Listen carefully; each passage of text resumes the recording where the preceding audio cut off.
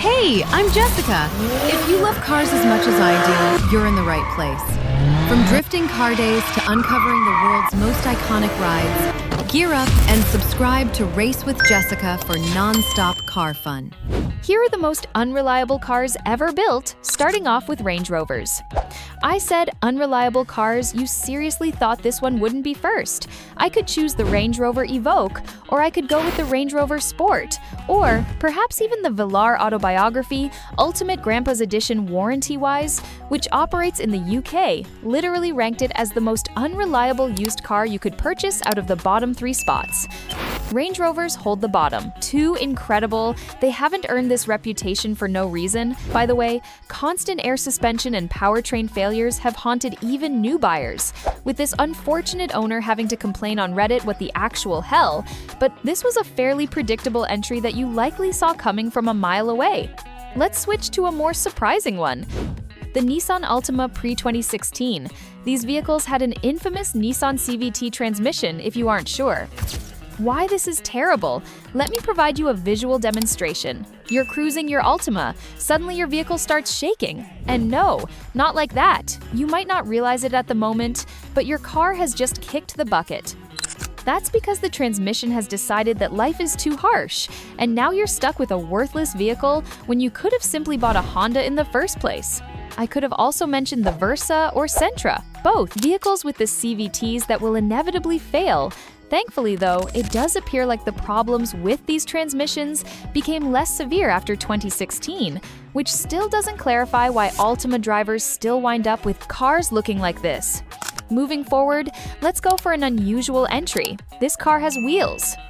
I mean, wait, 3 wheels. Actually, the Reliant Robin, the 3-wheel disaster beginning production in 1873, it became quite successful, primarily due to British tax regulations that permitted 3-wheeled vehicles to be taxed as motorcycles big brain. Let's be real though, I didn't feature it here because of taxation that's dull. I featured it because it's labeled one of the worst cars ever manufactured. It's body fiberglass, also known as the material that's used to create dinosaur replicas.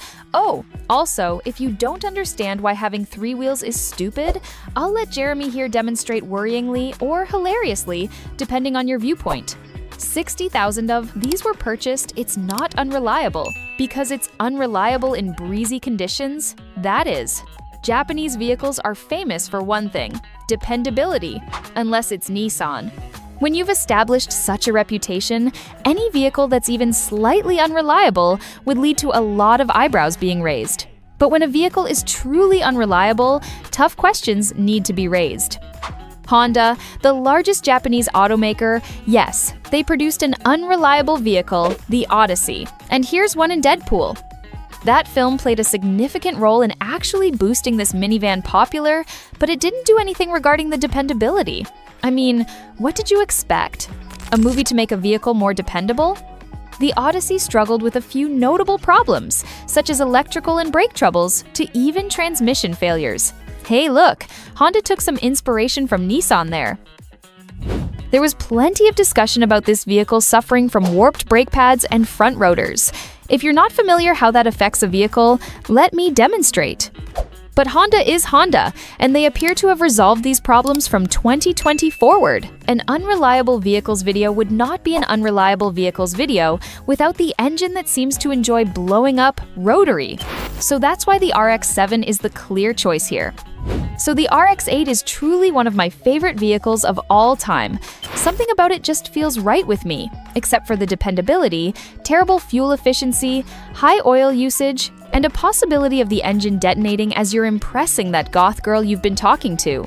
All of these are inherent problems with an otherwise gorgeous car. According to some studies, half of the vehicles manufactured needed an engine replacement. Yes, engine replacement, by the time they hit 50,000 miles. Will it prevent me from purchasing one in the future, though? Absolutely not. France, the country of the baguette and Kylian Mbappé. They're also famous for producing wonderful, quirky, unconventional, and terrible cars. Ever wondered, though, what occurs if you take a luxury limousine/sedan and merge it with a hatchback? This. It's like they had the Avantime that was a coupe van blend, which didn't sell well, and thought that a luxury sedan hatchback blend would work better. That styling is atrocious, but the car was actually liked by some as it was surprisingly cozy. Along with this bulging fish styling, the car was also unreliable, being riddled with electrical troubles. But hey, don't stress, at least Renault earned some profit off of it.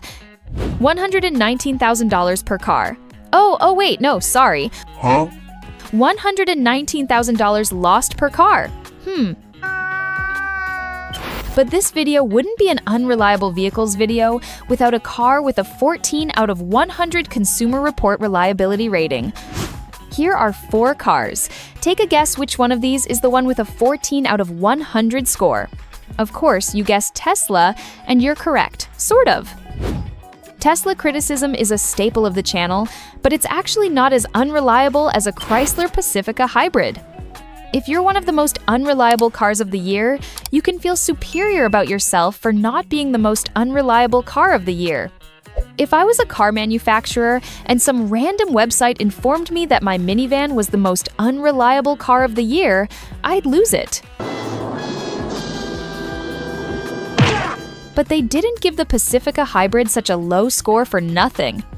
There were a total of 0 recalls. Sounds good on paper, right? Unfortunately, the minivan was riddled with powertrain, brake, and electronics problems. Lots of problems to have all simultaneously. I'll be frank, but let's put these cars aside and go for some supercars next. High-performance vehicles will always be more unreliable than the dependable low-performance vehicles, but there are still some that are even more unreliable than the unreliable supercars that are considered a hazard. Yes, after extensive research, it's with great disappointment that I reveal one of my favorite supercars. One of the vehicles on my channel banner, the AMG GT, is the least dependable supercar. How? Honestly, how? A 720S is more dependable than it. Speaking of 720S though, this thing's dependability is a bit peculiar. McLaren breakdowns, yes, a bit more than Ferraris and Lamborghinis, but the 720S is actually reasonably dependable, kind of. What brings it down is its construction quality.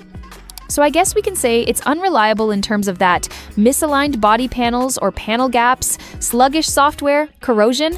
These are all unforgivable things for a car that costs as much as a house, and this is coming from someone who adores McLaren. And if you believe this type of thing only occurs on older McLarens, prepare to be disappointed, as the photos of the white McLaren are from a car that has just 43 miles on it. But now it's time to reveal to you about the most unreliable car ever manufactured.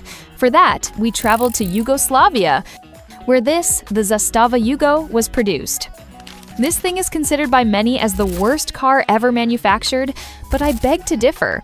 Let me show you some of the things a Yugo is capable of. A horse carriage, because it's so unreliable that you're better off attaching an actual horse to it. Or how about this? The Yugo phone. Just be careful though, it might just suddenly stop functioning one day. If you got something out of this, make sure to subscribe, race with Jessica, and click that notification bell so you catch all my new videos. Thanks for watching, and catch you in the next one.